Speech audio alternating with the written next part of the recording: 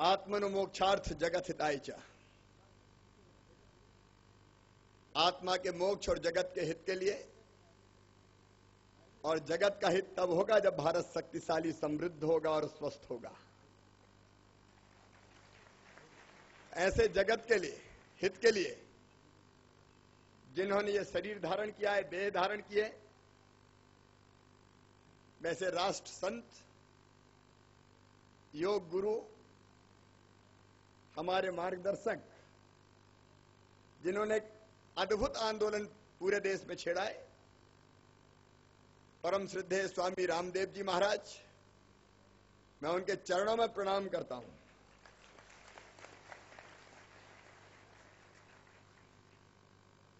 सचमुच में भारत बदलेगा और आपके मार्गदर्शन में ये युवा भारत उसको बदलकर ही चैन की सांस लेगा, ये हमारा विश्वास। ऐसे श्रद्धेय स्वामी जी, आदरणीय आरिफ बेग साहब, आदरणीय डॉक्टर जयदीप आर्य जी, आदरणीय डॉक्टर बहन सुमन जी, स्वामी गणेशानंद जी त्रिस्पति जी, बहन पुष्पांजलि जी,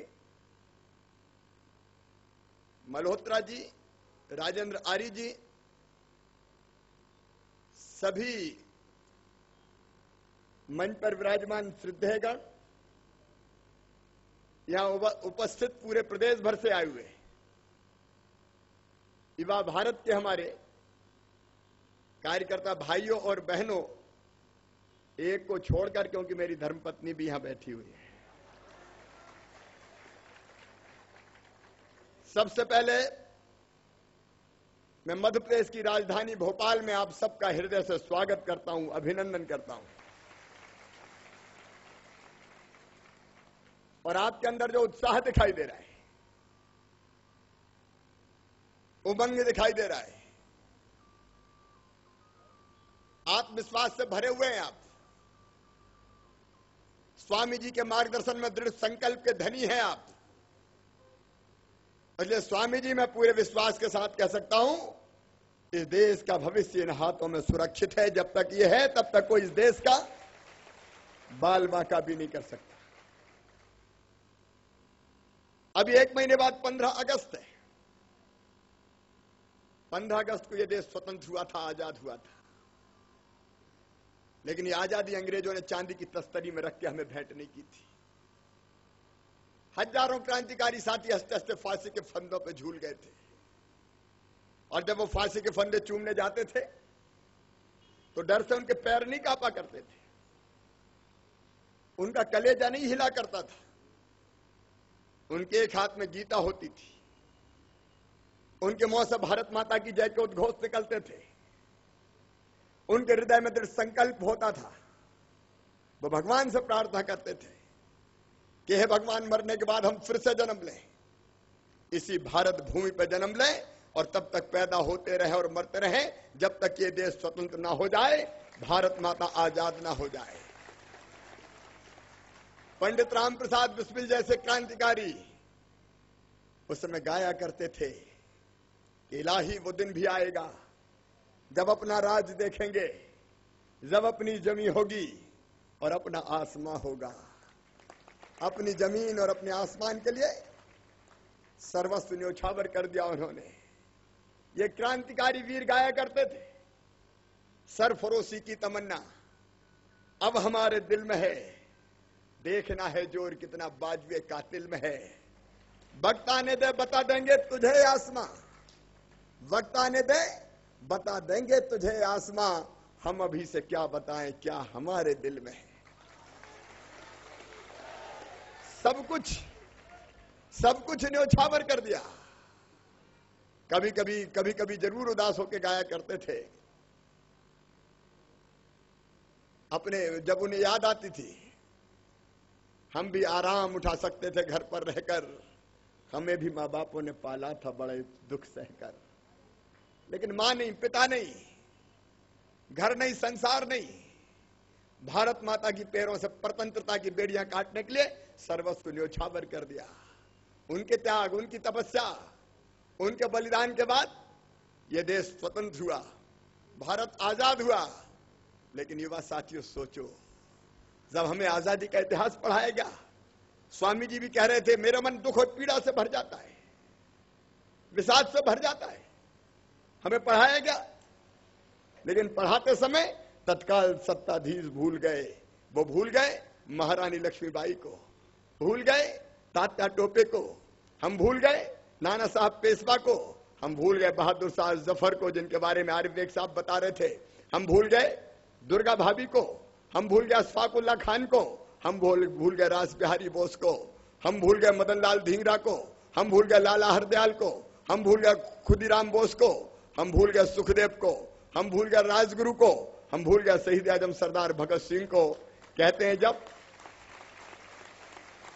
भगत सिंह जी को फांसी की सजा हो गई, उनके कुछ साथी पहुंचे थे, उनसे मुलाकात करके जेल में कहा था भगत सिंह जी आपको भगाने की सारी योजनाएं हमने बना ली है। तो भगत सिंह का चेहरा गुस्से से तमतमा गया। क्या भगत सिंह को कायर समझते हो? भगत सिंह मौत से डरता है? तो मित्रों ने जवाब दिया भगत सिंह कायर नहीं हो सकता, भगत सिंह मौत से नहीं डरते, लेकिन हमें डर है कि एक भगत सिंह अगर मर गए, फांसी के फंदे पे चढ़ गए, तो देश की आजादी के आंदोलन का नेतृत्व कौन करेगा? तब भगत सिंह जी ने जवाब दिया था कि फांसी का फंदा लगेगा तो एक भगत सिंह मर जाएगा, लेकिन उसके रक्त की धार से हजारों भगत सिंह पैदा हो जाएंगे, जो तब तक लड़ेंगे जब तक कि देश स्वतंत्र नहीं हो जाएगा, आजाद नहीं हो जाएगा। हम भूल गए शहीद आजम सरदार भगत सिंह को, चंद्रशेखर आजाद को, 15 साल के चंद्रशेखर आजाद, भारत माता की जय, वंदे मातरम नारे लगाते हुए टोली के साथ निकले। वंदे मातरम के नारे लगाना अपराध था, भारत माता की जय बोली नहीं जा सकती थी। नन्हे चंद्रशेखर पकड़ लिए गए, 15 बैत मारने की सजा दी गई, नन्हा बालक, शर्ट उतार दी गई, बैत उठता और सड़ाक से चंद्रशेखर आजाद की पीठ पर पड़ता, लेकिन जैसे ही पीठ पर वो बैत पड़ता, लहू छलछला जाता, लेकिन आंखों में दर्द और मुंह से चीख नहीं निकलती। हर बैत के साथ भारत माता की जय, भारत माता की जय, इसका उद्घोष और तेज होता जाता। और जब 15 बैत मारने की सजा पूरी हो गई, तब चंद्रशेखर आजाद ने उठ के कहा कि एक बार तो जीते जी मेरे हाथों को हथकड़ी लगा ली, लेकिन दोबारा जीते जी तुम चंद्रशेखर आजाद को पकड़ नहीं पाओगे। दुश्मन की गोलियों का हम सामना करेंगे, आजाद ही जिए हैं, आजाद ही मरेंगे। और दुनिया जानती है, एक साथी की गद्दारी के कारण इलाहाबाद के एल्फ्रेड पार्क में जब घिर गए, पहले तो सामना करते रहे, मारते रहे, लेकिन जब अंतिम गोली बची तो अपनी कनपट्टी पर लगाकर, माउजर जो उनकी पिस्तौल थी, अपनी कनपट्टी पर लगाकर ट्रिगर दबा दिया। और दबाने के पहले भारत की माटी उठा के उनने ये कहा, मां मुझे माफ कर देना, मैं तेरी इतनी ही सेवा कर सका। कितनों ने कुर्बानियां दी। क्या हम भूल जाएंगे नेताजी सुभाष चंद्र बोस को, जिन्हें कहा था तुम मुझे खून दो मैं तुम्हें आजादी दूंगा? क्या हम भूल जाएंगे स्वतंत्र वीर सावरकर को? मन में पीड़ा और दर्द होता है। अरे उनकी समाधि पे एक दिया भी नहीं, उनकी समाधि पे एक दिया भी नहीं, जिनकी लहू से मिली थी आजादी वतन, और जगमगा रहे हैं मकबरे उनके जो बेचा करते थे शहीदों के कफन। मैं जब देखता हूं तो मेरे मन में तो बड़ी तकलीफ होती है। कैसा भारत है ये? कैसा भारत है? इस भारत में भगवान राम के पुत्र लब द्वारा बसा हुआ लाहौर कहां है? पंचनद का प्यारा पंजाब केवल 2 नदियों का पंजाब बन के रह गया। कहां है रावी, कहां है सतलज, कहां है झेलम, कहां है ब्यास, और कहां है वो सिंधु नदी जिसके किनारे कभी हिंदू सभ्यता और संस्कृति विकसित हुई थी? कहां है तक्षशिला विश्वविद्यालय, जहां आचार्य चाणक्य ने चंद्रगुप्त को शिक्षा देने का काम किया था? कहां है लड़काना साहब, कहां है ननकाना साहब, कहां है मलबल वाला ढाका? और युवा मित्रों, इसके पहले का भारत का दर्शन करना चाहोगे क्या? और पहले अगर चले जाओगे तो भारत के पूरब में दुनिया जैसे आज म्यांमार के नाम से जानती है, कभी वो बर्मा कहा जाता था, और बर्मा से पहले भी ब्रह्म देश यानी ब्रह्मा का देश, वो बर्मा आज हमारे पास नहीं है। चीन ने जिस तिब्बत पर जबरदस्ती आधिपत्य कर रखा है, कभी त्रिविष्टम के नाम से जाना जाता था। और कहां है वो कैलाश का शिखर, हमारे भोला शंकर औघड़दानी पक्कड़ बाबा विराजा करते थे? कहां है मानसरोवर की झील? ईरान कभी आर्या था, आर्यों का आनंद यानी आर्यों का घर।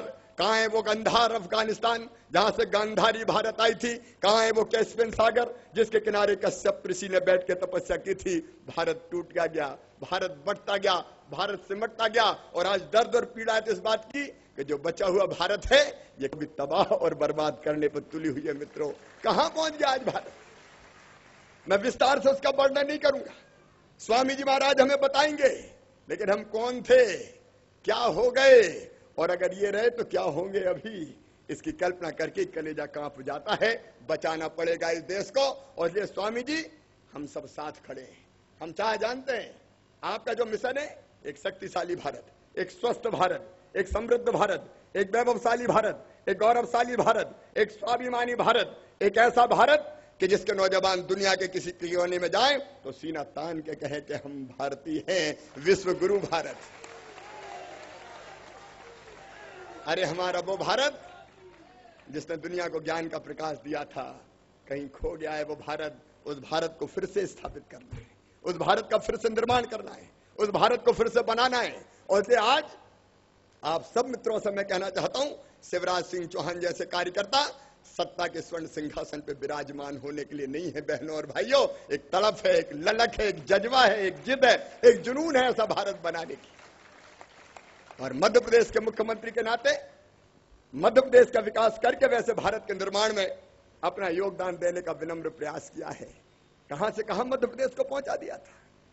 यह मध्य प्रदेश पिछड़ा राज्य, बीमारू राज्य, 50 साल तक इस मध्य प्रदेश में शासन किया।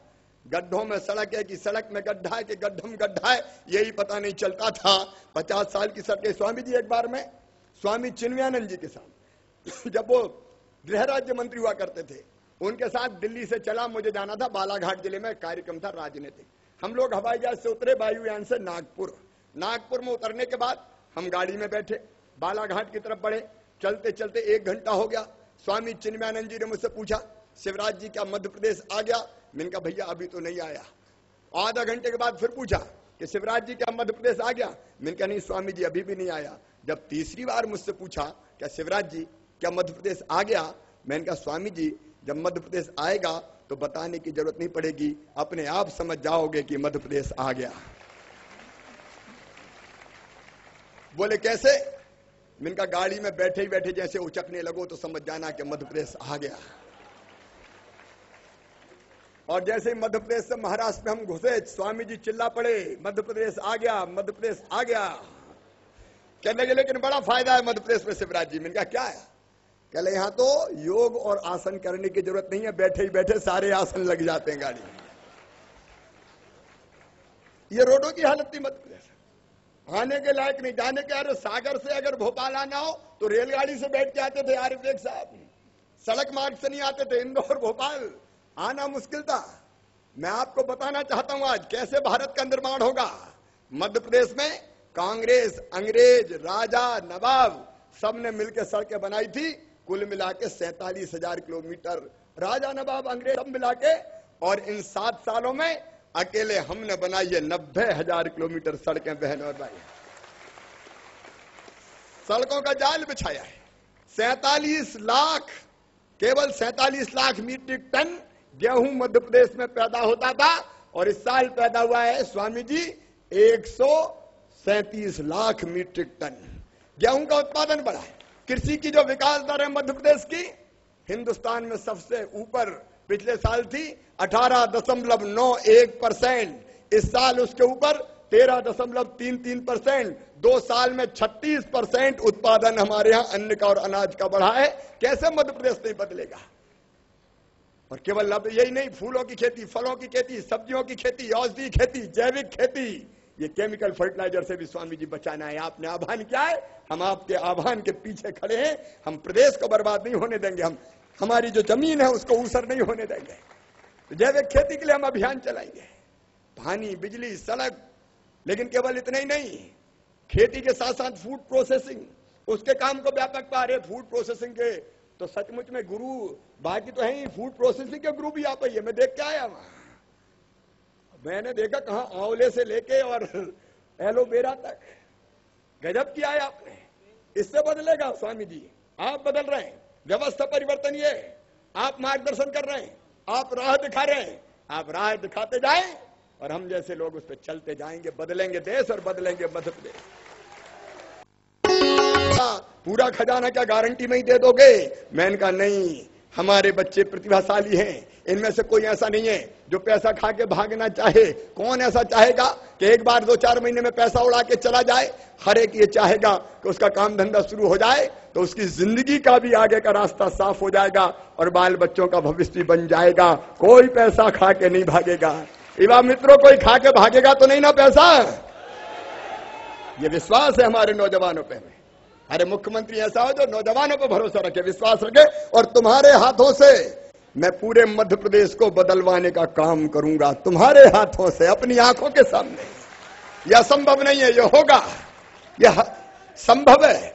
और इसलिए हम केवल लोन नहीं देंगे, हम काउंसलिंग भी करेंगे, हम ट्रेनिंग देने का भी काम करेंगे। कच्चे माल की उपलब्धता कितनी है, मार्केट और बाजार कहां मिलेगा, और हमारे पास बाकी तो एक्सपर्ट्स जो होंगे उनसे लेंगे ही मार्गदर्शन। स्वामी जी महाराज बैठे हैं, ये भी हमें रास्ता बताएंगे, ये भी हमें तरीका बताएंगे। मेरा सपना है सचमुच गांव गांव में लघु और कुटीर उद्योगों का जाल बिछा देना।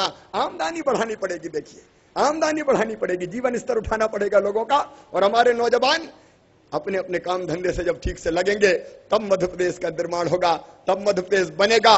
और अगले आने वाले 5 साल में ये सपना भी पूरा करके दिखाएंगे, आपके सहयोग से, आपके सहयोग से पूरा करके दिखाएंगे। बदलना है। स्वामी जी और अजब अजब बातें हो रही थी। मेरे यहाँ भोपाल में मेरे गांव के बच्चे मुझसे मिलने आए तो मैंने पूछा आए क्यों हो? बोले भाई साहब बाल कटाने आए थे तो सोचा आपसे भी मिल चले। अब मैं आश्चर्यचकित कि बाल कटाने भोपाल क्यों आए? अपने गांव का नाई भैया था, उसका क्या हुआ? कह लगे साहब वहां मजा नहीं आता, वो ओल्ड मॉडल का हो गया है। पेटी लेके घूमता है, फट्टा बिछा के कहता बैठ जाओ, और उस तरह निकालता है, कहता आ जाओ बना दूं। तो कह लगे वैसे आनंद नहीं आता, हम स्टाइलिश बाल बनवाना चाहते हैं, इसलिए हेयर कटिंग सैलून में आते हैं। मुझे चिंता हुई कि ऐसे तो हमारे नाई भाई बेकार हो जाएंगे। हमने नाई भाइयों की पंचायत बुलाई, सैन जो नाई भाई हमारे, और मैंने उनसे पूछा भाई बताओ करें क्या? कहने लगे भाई साहब हमसे कोई कटवाते नहीं है, 2 काम कर दो। हमने कहा क्या? कह लगे एक तो हमको ढंग की ट्रेनिंग दे दो तो आधुनिक स्टाइल के बाल काटना सीख जाएं, और दूसरे हमें कुछ पैसे की व्यवस्था कर दो तो हम फट्टा अट्टा पे कोई बैठता नहीं है, अच्छी कुर्सी वुर्सी ले आए, पंखा लगा लें और वहां बैठ के बाल बनाए। हमने योजना बना दी महाराज जी, 50,000 का लोन चाहिए, मार्जिन मनी हम जमा करेंगे, 5% 5 साल तक ब्याज देंगे, ब्याज की सब्सिडी देंगे, वो भी हम भरने का काम करेंगे, और गारंटी देंगे कि पैसा ये वापस करेंगे। 50,000 रुपए से ज्यादा चाहिए शहरों में तो उसकी भी व्यवस्था करने का काम किया है, और उसके कारण अब वो ले रहे हैं पैसा। गांव गांव में अब उनके हेयर कटिंग सैलून खुलेंगे, नौजवान आएंगे तो फट्टे पर नहीं बैठेंगे, कुर्सी पे बैठेंगे, कुर्सी में एक बटन होगा, बटन दबाएंगे तो कुर्सी थोड़ी पीछे हो जाएगी, फिर आराम से हजामत बनवाएंगे। धन्ना पन्ना लल्लू हमारे बेरोजगार तो नहीं होंगे स्वामी जी। और एक काम और कर रहे हैं, जो हमारी बहनें नाई के घर, जो उनकी पत्नी है बहन हमारी, उससे कहेंगे बहना तू वो क्या फेशियल का काम सीख ले, क्योंकि गांव गांव में फेशियल की जरूरत है। आज दुल्हन को सजाना है, बाकी काम करना है, तो हमारे नाई बेरोजगार नहीं। ऐसे ही मैंने स्वामी जी बढ़ई, लोहार, कुम्हार, सुनार, मोची, बांस का काम करने वाले बसोड़ भाई, सबकी पंचायतें बनाई और ये योजना सबके लिए लागू कर दी। मध्य प्रदेश के कारीगरों को बेकार नहीं होने देंगे, बेकार नहीं होने देंगे, इनका काम धंधा नहीं छिलने देंगे। जरूरत है, ये बदलना पड़ेगा, नहीं ये बेकार होकर कहां जाएंगे। और तो और स्वामी जी, हमने वो जिनको अंग्रेज कहते थे क्रिमिनल ट्राइब्स, पारदी, कंजर, नट, कालबेलिया, अलग अलग 51-52 जाती है, हरे के लिए आतन अपराधी है। हमने कहा इनकी जिंदगी बदलना है, इनकी पंचायत हमने बुलाई, और पंचायत बुला के उनके कल्याण की सारी योजनाएं बनाने का हमने काम किया है। बदलेंगे यार, वो भी तो इंसान है, वो भी तो हमारे भाई बहन है। कि जिंदगी के भर वो नर्क में पड़े रहेंगे, वो पूछना चाहता हूं, उनकी जिंदगी भी बदलना है। एक सिकलीगर जाती है, वो बहुत कलाकार है, अच्छे हथियार बनाती है, अभी हथियार बनाती, वो अवैध बेचती, कट्टे बना के बेच देती। मैंने कहा भाई ये काम छोड़ो, कह लगा हाथों में कला है हमारे, दूसरा काम दिलवा दो, हम वो करना शुरू कर देंगे। नहीं मिलेगा तो ये तो करेंगे ही। मैं परिवर्तन की बात करूं कि कैसे परिवर्तन लाया जा सकता है, इस परिवर्तन को लाने के काम में हम लगे हैं। स्किल डेवलपमेंट मिशन, हुनर सिखाओ, काम सिखाओ। शिक्षा का जहां तक सवाल है, स्वामी जी महाराज जो आप कह रहे हैं शिक्षा बदले बिना काम नहीं चलेगा, मैं शिक्षा की विस्तार से व्याख्या नहीं करना चाहता। जो उस जमाने की, अंग्रेजों के जमाने की शिक्षा पद्धति मेघालय की आज तक चल रही है। लेकिन शिक्षा अगर बदलना है तो नैतिक शिक्षा, आध्यात्मिक शिक्षा, मूल्यों की शिक्षा और योग की शिक्षा। योग की शिक्षा की बात तो मैं बहुत पहले कर चुका हूं और कुछ अंशों में लागू भी कर चुके हैं। लेकिन युवा भारत के मित्रों, अब ये पूरी योग शिक्षा मध्य प्रदेश की धरती पर सबसे पहले लागू की जाएगी स्वामी जी के निर्देश। हमको आने वाली पीढ़ी बदलना, उसके विचार बदलना, उसका व्यक्तित्व बनाना है। समस्याओं का समाधान अगर कोई है तो व्यक्ति का निर्माण है। चरित्रवान, ईमानदार, कर्मठ, देशभक्त, परिश्रमी, केवल अपने लिए नहीं देश और समाज के लिए जीने वाले लोग तैयार करना है। और वो लोग तैयार होंगे योग शिक्षा से और नैतिक शिक्षा के माध्यम से। स्वामी जी से मैंने एक बार उद्बोधन सुना था, भारतीय भाषाओं की बात कर रहे थे, मेरे मन में बैठ गई बात। मध्य प्रदेश के लोग नौजवान बैठे गांव में आज भी हिंदी में पढ़ते हैं, सरकारी स्कूलों में पढ़ते हैं। आज भी इस मध्य प्रदेश की धरती पर 2% से ज्यादा लोग अंग्रेजी नहीं जानते, ये सच्चाई है। लेकिन बाकी सारी पढ़ाई अंग्रेजी में। गरीबों के बेटा बेटी कैसे आगे बढ़ेंगे? स्वामी जी ने बताया। मैं विस्तार से नहीं जाना चाहता, विस्तार में नहीं जाना चाहता। मध्य प्रदेश में सबसे पहले हिंदी विश्वविद्यालय प्रारंभ हो गया है। गरीबों के बेटे, आम आदमी के बेटे और बेटियां भी बड़े पदों पर पहुंचे, उसका अभियान इसके माध्यम से चलेगा। बदलना है पूरा प्रदेश, और इसलिए शिक्षा को बदलना है, व्यवस्था को बदलना है। शिक्षा के साथ साथ स्वास्थ्य की बात में बहुत विस्तार में नहीं जाना चाहता, लेकिन कैसे बदलेगा मध्य प्रदेश, इसका एक उदाहरण। और मैं ये मानता हूं कि इस धरती के संसाधनों पर, इस देश के संसाधनों पर गरीब से गरीब का भी अधिकार है। ये पर्वत, ये पहाड़, ये नदियां, ये माइनिंग खदानें, ये खेत मेरे बहनों और भाइयों सबके हैं। लेकिन व्यवहारिक रूप से सबके नहीं हो सकते, इसलिए कुछ इनका उपयोग करेगा। किसी को माइन मिलेगी, कोई फैक्ट्री चलाएगा, गरीब आदमी क्या करेगा? वो क्या मुफलिसी में जिएगा? अरे आम आदमी को जीने के लिए रोटी, कपड़ा, मकान, पढ़ाई लिखाई और दवाई का इंतजाम ये कम से कम चाहिए। और इसलिए हमने तय किया है कि मध्य रोटी चाहिए तो मध्य प्रदेश की धरती पर हमने तय किया, किसान से तो खरीदेंगे हम 1500 रुपया कुंटल गेहूं, बोनस दे के। केंद्र सरकार नहीं खरीदी, खेती को फायदे का धंधा बनाना है। 1500 रुपया कुंटल गेहूं खरीदेंगे, 0% ब्याज पे कर्जा देंगे, फायदे का धंधा खेती बन रही है। लेकिन गरीब को 1 रुपया किलो गेहूं खाने दिया जाएगा। 1500 खरीद के 1 रुपया किलो। कई लोगों ने बड़ी हाय तो वो मचाई। प्रोग्रेसिव लोग क्या कर रहे हैं? मुख्यमंत्री टैक्स पेयर का पैसा गरीबों में बांट रहे। मैंने कहा हमारा तो लक्ष्य है 1 दिन की मजदूरी में महीने भर का राशन आ जाए। 1 दिन की मजदूरी में महीने भर का राशन। तो लोगों का 29 दिन की मजदूरी का क्या करेंगे? हम का बर्तन खरीदेंगे, कपड़े खरीदेंगे, बच्चों को पढ़ाएंगे, रेडियो खरीदेंगे, पैसा बच गया तो टेलीविजन भी खरीद लेंगे। अरे उनके बच्चों को भी जीने का हक है, उन्हें भी मुस्कुराने का अधिकार है। वो केवल श्रम की भट्टी में पिसने के लिए पैदा नहीं हुए। ये अफवाह है क्या? अरे उनका हक है खदानों पे, उनका हक है खेतों पे, वो हक हम दे रहे हैं। टैक्स पेयर से हम पैसा ले रहे हैं और गरीबों तक पैसा पहुंचाने का काम कर रहे हैं। इसलिए सस्ती रोटी, 1 रुपया किलो गेहूं, 2 रुपया किलो चावल और 1 रुपया किलो आयोडाइड नमक देने का काम मध्य प्रदेश की धरती पर हम कर रहे हैं। केवल इतना ही नहीं, गरीब से गरीब जो आदमी है, जो बीपीएल फैमिलीज है, उनको रोटी तो दे ही रहे हैं। उसके साथ साथ ये मध्य प्रदेश ऐसा राज्य, आप तो रोग मुक्त कर दो स्वामी जी। हमने बजट में प्रावधान किया है, निःशुल्क दवाइयां देंगे, लेकिन इस विश्वास के साथ कि आने वाले कुछ सालों के बाद एलोपैथिक दवाई की जरूरत ही नहीं पड़ेगी, जरूरत ही नहीं पड़ेगी। योग से निरोग भारत, रोग मुक्त भारत का जन्म होगा।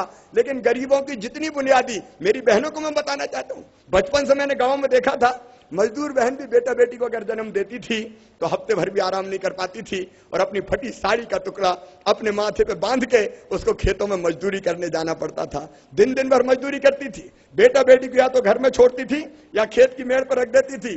दिन दिन भर मजदूरी करती थी, तब जाके पेट भरने लायक अन्न उनको मिलता था। और मैं तब से ये सोचता था कि हे भगवान, वो दिन कब आएगा कि जब इस बहन को भी बेटा बेटी को जन्म देने के बाद 1 आध महीने का आराम मिल जाए। और मेरी बहनों, वो दिन आ गया। हमने तय कर दिया कि अगर हमारी मजदूर बहन बेटा बेटी को जन्म देगी तो 1.5 महीने की मजदूरी बिना काम किए उसको सरकारी खजाने से दी जाएगी और कहा जाएगा कि जा बहन 1.5 महीना घर पर रहकर आराम कर।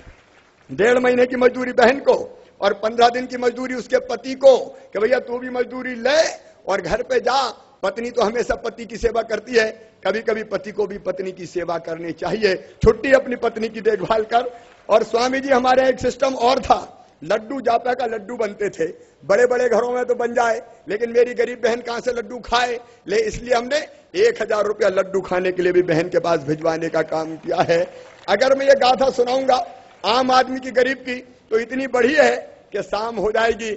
सब सुविधाएं गरीबों को देने, इनके सबके बच्चों को पहली से लेकर मध्य प्रदेश की धरती पर 12वीं क्लास तक किताबें निःशुल्क खरीद के देते हैं। मैंने सबको आह्वान किया, बच्चों को पढ़ाओ, मामा मुख्यमंत्री है, बेटा बेटी की पढ़ाई में खर्चा नहीं लगने देगा, किताबें निःशुल्क, यूनिफॉर्म निःशुल्क, दूसरे गांव जाए तो साइकिल निःशुल्क, और बेटियों के लिए तो पैदा हो तो लाडली लक्ष्मी। बेटियों के लिए मेरे मन में बहुत ममता है, सच में जब बेटी में नाम लेता हूं तो मेरे रोम रोम खड़े हो जाते हैं। और ये इसलिए कि मैंने बेटी के साथ बचपन से अन्याय होते अपने गांव में देखा है, अपने गांव में मां को भेद करते हुए देखा है।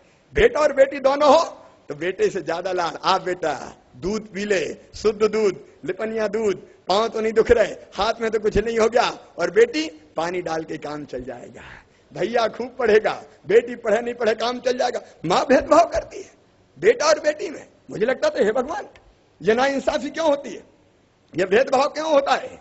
और मैं एक जगह भाषण दे रहा था, उस समय छोटा था, सांसद विधायक कुछ नहीं था, मैंने कहा बेटी को आने दो, बेटी के बिना दुनिया नहीं चलेगी। तो एक अम्मा खड़ी हो गई, ऐसे बात कर रहा है, बेटी को आने दो, शादी में दहेज के इंतजाम के तू करवाएगा। अब मैं उस समय चुप हो गया, लेकिन बात दिल में चुभ गई। और जब मैं सांसद बना स्वामी जी, तो साधना के साथ हमने जितनी हमारी हैसियत थी, हमने बेटियों की शादी करना शुरू की अपने क्षेत्र की।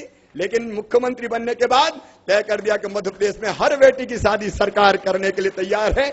मुख्यमंत्री कन्यादान योजना, मुख्यमंत्री निकाह योजना, पैदा हो बेटी तो लाडली लक्ष्मी, 30,000 रुपए के बचत पत्र खरीद के बिटिया के माता पिता के हाथ में दे देते हैं। और उसका फायदा ये कि बेटी 5वीं पास करके 6वीं में जाएगी तो 2,000, 8वीं पास करके 9वीं में जाएगी 4,000, 10वीं पास करके 11वीं में जाएगी 7,500, 11वीं और 12वीं में 200 रुपया महीना, और जैसे 21 साल की हो जाएगी तो सीधे 1,18,000 रुपया बिटिया को मिल जाएंगे। बेटी लखपति होगी मध्य प्रदेश की धरती पर। पैदा हो तो लाडली लक्ष्मी, स्कूल जाए तो पढ़ाई की व्यवस्था, और अगर वो 12वीं में प्रथम श्रेणी में पास हो जाए तो गांव की बेटी कहलाए, कॉलेज की पढ़ाई के लिए हर साल 5,000 रुपया और पाए, और बड़ी हो जाए तो शादी करने का काम भी हम करेंगे। और अगर जॉब चाहिए, नौकरी चाहिए, तो 50% शिक्षक जैसी नौकरियों में रिजर्वेशन बेटियों के लिए, कि केवल बेटियां आधी पढ़ाएं, आधे बेटा पढ़ाएं। और हमने सोचा राजनीतिक सशक्तिकरण होना चाहिए, इसलिए स्थानीय निकायों के चुनाव में 50% सीटें रिजर्व कर दी केवल मां, बहन और बेटी के लिए, कि वो ही इन पे चुनाव लड़ पाएंगी, वहां बेटा या भैया नहीं लड़ पाएंगे। भैया नाराज तो नहीं होना, तुम लोग नहीं हो ना, आधी आधी कर दी। लेकिन स्वामी जी गजब हो गया, 50% नहीं, 56, 50 नहीं, 56% बहनें चुन के आ गई, क्योंकि कई उन सीटों पे भी डट गई जहां भैया खड़े थे, और उनको हरा के चुनाव जीत के आ गई। राजनीतिक सशक्तिकरण, सत्ता के सूत्र भी बेटियों के हाथ में हो। एक नहीं, पूरी सीरीज, पैदा होने से लेके अंतिम सांस लेने तक मां, बहन और बेटी के साथ सरकार को खड़ी कर दिया है। खड़ी करने का काम, ये परिवर्तन होगा, व्यवस्था में परिवर्तन होगा। ऐसे एक नहीं, अनेकों उपक्रम समाज के हर एक वर्ग के लिए किए हैं। भगवान ना करे कभी हो जाए, कोई दुर्घटना हो जाए, कोई घायल हो जाए, मृत्यु हो जाए, तो सीधे 1 लाख रुपए, प्राकृतिक आपदा में भी। और आदमी की तो छोड़िए, गाय बैल भैंस मर जाए तो 16,500 रुपया, बकरा बकरी अगर मर जाए तो 1,600 रुपया, मुर्गा मुर्गी मर जाए तो 80 रुपया, और चूजा चूजी मर जाए तो 40 रुपया उसके भी। गरीब का अगर नुकसान हो जाए तो उस नुकसान की भरपाई जब तक नहीं होगी वो कैसे जी पाएगा। स्वामी जी पूरी मानवीय संवेदनाओं के साथ सरकार चलाने का काम किया है। और सर्वधर्म संभाव, ये मध्य प्रदेश की धरती है। जब एक जमाना था डाकुओं से त्रसित थी, भुंड मुरौना, अगर मध्य प्रदेश को जानते थे, डाकू पान सिंह, मलखान सिंह, फूलन देवी, पूरा प्रसिद्धि इस पे थी। स्वामी जी हमने टास्क लिया कि मध्य प्रदेश की धरती पर डाकू नहीं रहेंगे। 241 मारे और बाकी सब जेलों में, एक डाकू शेष नहीं बचा मध्य प्रदेश की धरती पर। डकैत मुक्त मध्य प्रदेश, आतंकवादी कोई घटना इस धरती पर हुई नहीं। सिमी के नेटवर्क को तोड़ा, नक्सलवाद को नियंत्रित करने का काम हुआ तो मध्य प्रदेश की धरती पर हुआ। और स्वामी जी भ्रष्टाचार की बात मैं कहना चाहता हूं गर्व के साथ, हम लोगों ने, अच्छा बीच में बड़ी मध्य प्रदेश की बदनामी हुई, मुझे लोगों ने कहा ये बंद करवाओ। बदनामी क्यों हुई? छापे पड़ रहे थे, लोकायुक्त के छापे। अब छापे के लिए लोकायुक्त को सशक्त करने का काम किया तो हमने किया, कानून वैसा बनाया जिससे लोकायुक्त को पूरा अधिकार है, ऐसा और कहीं नहीं है। और फिर हमारे पास सूचना आए तो हम लोकायुक्त के पास भी भेजें, भैया यहां से गड़बड़ है, अगर छापा पड़ जाए तो ईओडब्ल्यू मारे या लोकायुक्त मारे, तो कई लोगों के यहाँ छापे पड़े, छापे में संपत्ति बरामद हुई, मीडिया के मित्रों ने इतने बरामद, इतने मिल गए, उतने मिल गए। अब मुझे कई लोगों ने कहा ये क्या करवा रहे हो, बंद करवाओ। मैंने कहा क्यों, अगर गड़बड़ है तो उजागर होने दो, जब्त होने दो, छापे पढ़ने दो। कह लगे प्रदेश की बदनामी हो रही है। मैंने कहा पढ़ कहाँ रहे, छापे अगर पढ़ रहे हैं तो मध्य प्रदेश की धरती पर पढ़ रहे हैं। अरे दिल्ली में छापे मार के देखो कितने निकलेंगे, वहां कहीं नहीं पड़े। हमने मध्य प्रदेश में इसलिए मारे कि बेईमानी अगर है तो पकड़ में आए। हमने पूरी व्यवस्था को, उसके बाद हमने कानून बना दिया कि जो आय से अधिक संपत्ति किसी के पास निकलेगी, लोक सेवक के पास, लोक सेवक में मुख्यमंत्री भी शामिल, मंत्री भी शामिल, अफसर भी शामिल, कर्मचारी भी शामिल, आय से अधिक संपत्ति अगर मिलेगी तो संपत्ति राजसाध सरकार के द्वारा कर ली जाएगी। स्पेशल कोर्ट बना दिए। और मैं युवा भारत के बहनों भाइयों से कहना चाहता हूं, अब तक 6 अधिकारियों की 33 करोड़ रुपए की संपत्ति राजसाध की जा चुकी है। कोई बेईमान मध्य प्रदेश की धरती पर हम छोड़ेंगे नहीं किसी भी हालत में। पूरी व्यवस्था ट्रांसपेरेंट बनाने की कोशिश की। मैनुअल टेंडर होते थे, बाहुबली हावी हो जाते थे, आपस में नेक्सस बन जाता था। हमने कहा ई टेंडरिंग, बिना ई टेंडरिंग के कोई ठेका नहीं होगा। दुनिया में कहीं से बैठ के ऑनलाइन टेंडर कोई डाल दे। ई टेंडरिंग, ई मेजरमेंट, और ठेकेदारों को पेमेंट में बेईमानी होती थी, उसमें पैसे लेन देन का काम होता था। हमने तय कर दिया काम अगर हो गया तो सीधे ई मेजरमेंट के माध्यम से हमारे पास जानकारी आ गई और ऑनलाइन पैसा ठेकेदार के खाते में चला गया। अगर भ्रष्टाचार पूरी तरह से समाप्त करना है तो सारी प्रक्रियाएं ट्रांसपेरेंट करनी पड़ेगी, और प्रक्रियाएं ट्रांसपेरेंट करने के मामले में मध्य प्रदेश हिंदुस्तान में अग्रपात में खड़ा है। बहनों और भाइयों, कोई बेईमान यहाँ छोड़ा नहीं जाएगा। भ्रष्टाचार को जड़ और मूल से मध्य प्रदेश की धरती पर हम समाप्त करने का काम करेंगे। ऐसे एक नहीं, गुड गवर्नेंस के भी अनेकों उपक्रम इस मध्य प्रदेश की धरती पर हम कर रहे हैं। ये मैंने जिक्र केवल इसलिए किया कि बदला जा सकता है। ये मध्य प्रदेश जो पिछड़ा, बीमारू, -3% यहाँ की ग्रोथ रेट थी, आज मुझे कहते हो खुशी है, अहंकार नहीं है, क्योंकि मैं तो बहुत विनम्र व्यक्ति हूं। क्योंकि ये धरती ऐसी है मध्य प्रदेश की जहां सर्वधर्म संभाव। हमारे भाई बैठे रोजा अवतार सीएम हाउस में, क्रिसमस का त्योहार सीएम हाउस में, होली दिवाली सीएम हाउस में, कन्हैया का जन्मदिन हो, शिवरात्रि हो, बुद्ध जयंती हो, क्षमा वाणी का पर्व हो, प्रकाशोत्सव हो, और अगर तीर्थ यात्रा भी करवाई स्वामी जी, बुजुर्गों की इच्छा होती है। मैंने बुजुर्गों की पंचायत बुलाई एक बार, पंचायत में सब बुजुर्ग आए तो मैंने कहा बताओ क्या करें। तो एक बुजुर्ग ने पहले कहा कि बेटा हमें तो ढंग से भोजन ही नहीं मिलता, कुछ भोजन वोजन की व्यवस्था करवाओ। तो हमने तय कर दिया कि जिन गांव में इक्का दुक्का, कोई ज्यादा नहीं निकलता, कोई बुजुर्ग निकलेगा जिसके भोजन की व्यवस्था नहीं है, तो मध्याह्न भोजन में उसका भोजन बनवा दिया जाएगा। लेकिन एक कानून भी प्रभावी कर दिया कि अगर पास में पैसा होते हुए भी कोई अपने माता पिता को भोजन नहीं करवाएगा तो 3 महीने के लिए उसको जेल भेज दिया जाएगा। ठीक है कि नहीं? अगर इतने नालायक है कि माता पिता को भोजन नहीं कराए तो जेल में ही रहे भैया, घर में रह के क्या करेगा। लेकिन ज्यादा को नहीं भेजना पड़ेगा, इक्का दुक्का जाएंगे तो बाकी सब सही हो जाएंगे। लेकिन बीच में एक बुजुर्ग बोले बेटा शिवराज तीरथ तो करवा दे रे। अब मैं चक्कर में पड़ गया। कहले हाँ, मरने के पहले क्या तीरथ कर आए बेटा, तीरथ करवा दे रे, श्रवण कुमार बन जा तू। अब मैं बड़े चक्कर में, स्वामी जी श्रवण कुमार कैसे बनूं? फिर हमने दिमाग लगाया और एक योजना बनाई, उसका नाम रखा मुख्यमंत्री तीर्थ दर्शन योजना। और उस योजना में तय किया कि 60 साल से ज्यादा जिसकी उम्र है वो तीर्थ यात्रा पे बुजुर्ग जाएंगे। 17 स्थान हमने छाट लिए, चारों धाम, बद्रीनाथ, रामेश्वरम, द्वारकापुरी, जगन्नाथपुरी, शिरडी के साईं बाबा, तिरुपति बालाजी, वैष्णव देवी, काशी जी, और उसके साथ साथ स्वर्ण मंदिर। हमने अजमेर शरीफ तय किया, हमने तय किया संवेद शिखर जाना है, हमने श्रवण बेलगोला में जाना है, बेलंगड़ी चर्च जाना है। 60 साल से ज्यादा ऊपर का कोई भी बुजुर्ग तीर्थ यात्रा पे जाएगा। स्पेशल ट्रेनें जाती है सर, विशेष रेल तीर्थ यात्रियों के लिए, और रेल में हमारे सरकारी कर्मचारी बुजुर्गों की सेवा के लिए, डॉक्टर जाता है, गाइड जाता है, भोजन की व्यवस्था, विश्राम की व्यवस्था। मान लीजिए अगर कहीं से बस से भी जाना हो, ट्रेन से उतर के, तो बस से ले जाने की व्यवस्था, वापस लाने की व्यवस्था, घर पहुंचाने की व्यवस्था, मुख्यमंत्री तीर्थ दर्शन यात्रा। और ऐसे गदगद होते हैं बुजुर्ग। लेकिन एक बुजुर्ग फिर कहने लगे मुझे कि बेटा हम तो थोड़े ज्यादा बूढ़े हैं, अगर तूने भेजा हरिद्वार और गंगा जी नहाने उतरे, तेज पानी बहता कहीं सरक गए तो मैंने कहा क्या करूं? अरे कहने लगे और हिम्मत कर, थोड़ी और हिम्मत, एक आध जवान और भेज दे, काय को कंजूसी कर रहा है बेटा, इतना किया। तो हमने तय कर दिया कि जिनकी 65 साल से ज्यादा उम्र है उनके साथ एक जवान भी उनकी पसंद का भेज दिया जाएगा, उसका खर्चा भी भारतीय जनता पार्टी की सरकार उठाएगी। तो बुजुर्गों की तीर्थ यात्रा हो रही है, आशीष देने का काम कर रहे हैं।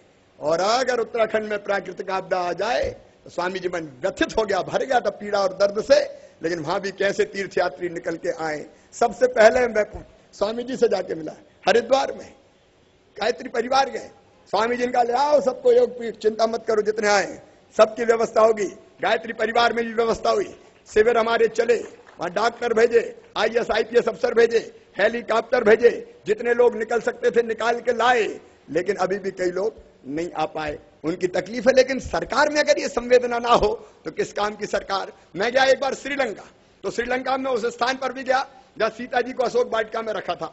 फिर वहां मुझे बताया कि एक जगह और है जहां सीता जी ने अग्नि परीक्षा दी है, वहां भी चलो।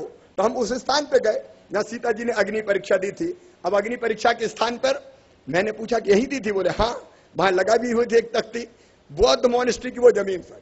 तो मेरे मन में भाव पैदा हुआ कि जहां सीता जी ने अग्नि परीक्षा दी, सीता जी भारतीय अस्मिता का प्रतीक है, माता है हमारी, उस स्थान पर उनका मंदिर बनना चाहिए।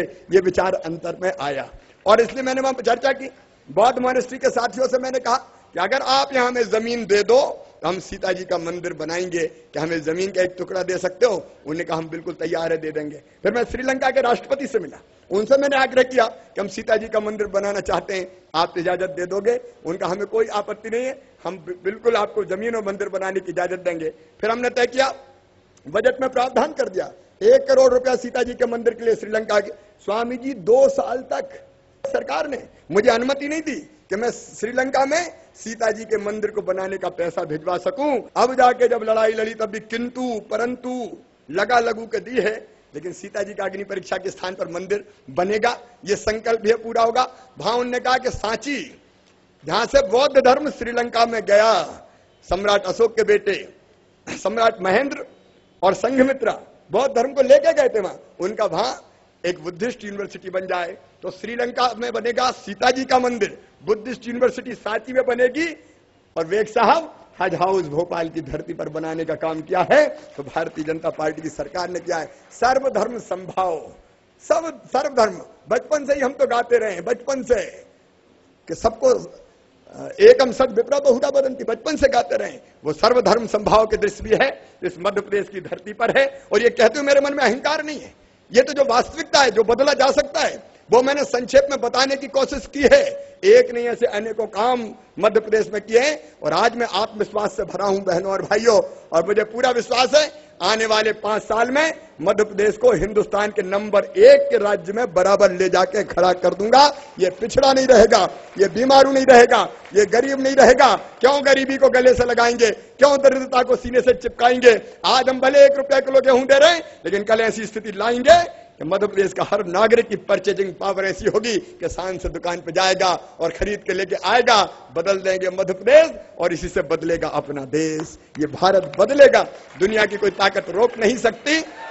उसके लिए आपका मार्गदर्शन भी और आपका आशीर्वाद भी। मैं आज इतना आपको विश्वास दिलाता हूं कि जो स्नेह आपने दिया है, पूरे परिवार ने दिया है, भारत स्वाभिमान ने जो दिया है, युवा भारत ने दिया है, आज मैं आप सबको एक विश्वास दिलाता हूं कि कोई दिन ऐसा नहीं आएगा जब आपको ये सोचना पड़े कि किसी गलत व्यक्ति को हमने सहयोग किया था। आपका माथा कभी नीचे झुकने नहीं दूंगा, देश और प्रदेश के माथे पर कलंक का टीका लगने नहीं दूंगा। अपनी जिंदगी तो एक मिशन है साथियों। अगर अपने देश और अपने समाज को बनाने में, अपने प्रदेश को बनाने में, लोगों के होठों पर मुस्कुराहट लाने में अगर ये जिंदगी लग गई तो मेरा मानव जीवन सफल और सार्थक हो जाएगा। सत्ता का स्वर्ण सिंहासन नहीं चाहिए, और मुख्यमंत्री रह के भी 1 मिनट चैन की सांस नहीं ली। मेरी धर्मपत्नी भी यहां बैठी है, 18 घंटे से कम, और आप भी गवाह हैं, 18 घंटे से कभी कम काम नहीं किया होगा। दिन और रात एक ही धुन, एक ही जुनून, एक ही जज्बा। और जनता का सही में, मैं जहां जाता हूं सबसे पहले आप में से भी कई जानते उतर के मैं वहां जाता हूं जहां आम जनता खड़ी रहती है, हर एक से हाथ मिलाता हूं, लोगों को गले लगाता हूं, बच्चों के सिर पे हाथ रखता हूं, उनकी समस्याएं पूछता हूं। सुरक्षा वाले कहते करते क्या हो, भीड़ में हर कहीं घुस जाते हो, इससे तो आपकी जिंदगी को भी खतरा हो सकता है। तो मैं कहता हूं जनता ही तो अपनी जिंदगी है, और अपनी जिंदगी से दूर रह के कोई जिंदगी कैसे रह सकता है? इसकी सेवा के लिए तो राजनीति, ये जनता ही असली भगवान है हमारी, जो राजनीति में काम करते हैं। और इसलिए मैं कहता हूं, मध्य प्रदेश मेरा मंदिर है, उसमें रहने वाली जनता मेरी भगवान है, और उस जनता का पुजारी शिवराज सिंह चौहान है। स्वामी जी, आपका आशीर्वाद मिला है, आपका मार्गदर्शन भी मिलता रहे, आपका आशीर्वाद हमारा हौसला बढ़ाए। और केवल वही नहीं, आपने जो सिखा दिया है, भ्रामरी से लेके अनुलोम विलोम से लेके भस्त्रिका कपाल भांति, अब इसके कारण क्षमता भी बढ़ रही है। रोज करता हूं, कभी कभी चूक जाता हूं। जब रात भर जगता हूं तो सवेरे सवेरे अगर जल्दी निकलना हो तो झूठ नहीं बोलूंगा स्वामी जी, कभी कभी चूक हो जाती है, लेकिन कोशिश करेंगे रोज करते रहें।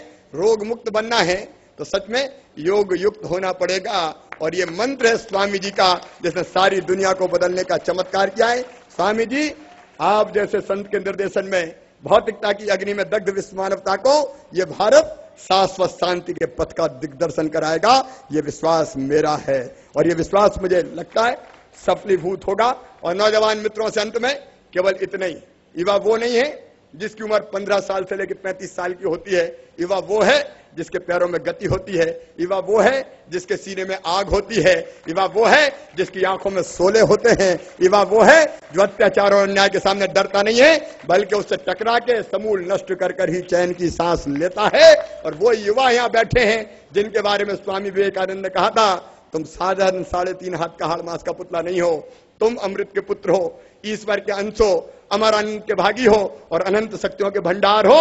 दुनिया में कोई काम ऐसा नहीं कि जो तुम ना कर सको, उससे निज को तू जान, जरा शक्ति पहचान, तेरी आत्मा में स्वयं भगवान है रे।